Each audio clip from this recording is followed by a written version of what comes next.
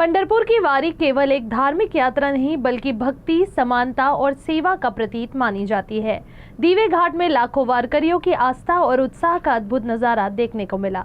हर तरफ भगवा पताकाएं, ताल मृदंग की गूंज और ज्ञानोबा तुकाराम मावली मावली के जयघोष से पूरा वातावरण भक्तिमय हो गया।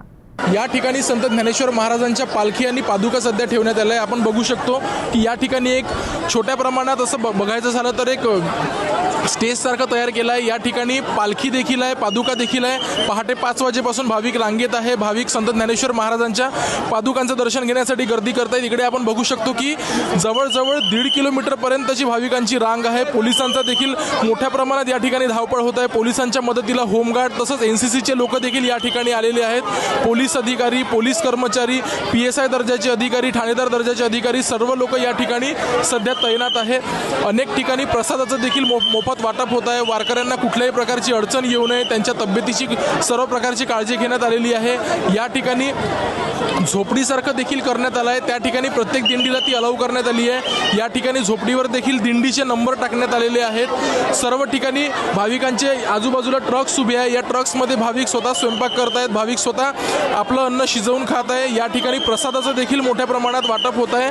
भाविकांची गर्दी आता शिगेला पोहोचलेली आहे। काल रात्री 11 वाजता माऊलींच्या पालखीचं सासवडमध्ये आगमन झालं, तरीही देखील रात्री 12 वाजेपासून भाविक रांगेत लागले, तर ते आतापर्यंत सुद्धा रांगेत आहे। काही जणांनी पहाटे 5 वाजेपासून मोठ्या प्रमाणात रांगा लावलेल्या आहेत। तब्बल 10 ते 12 तासापासून भाविक आता या ठिकाणी लागलेले आहे। पोलिसांची देखील मोठ्या प्रमाणात या ठिकाणी धावपळ होते आहे। आपण त्यांच्याशी बोलू की त्यांनी कुठल्या पद्धतीचं नियोजन केलं। सकाळपासून भाविकांची रांग आहे, भाविकांची मोठ्या प्रमाणात गर्दी झाली आहे। काय नेमकं नियोजन आहे?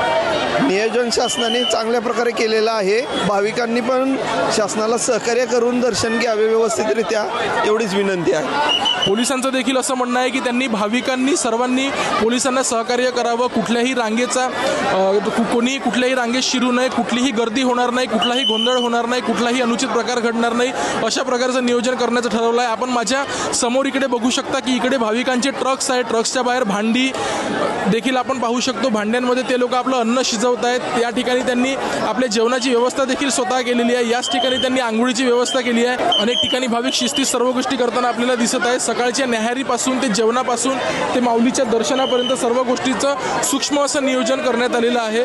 कोणीही कुठलीही रांग मोडू नये, कोणीही कुठल्याही शिस्तीचं भंग करणार नाही, यासाठी पोलीस देखील सतर्क आहे। तर भाविक देखील त्यांना मोठ्या प्रमाणात सहकार्य करत असल्याचं आपण पाहू शकतो।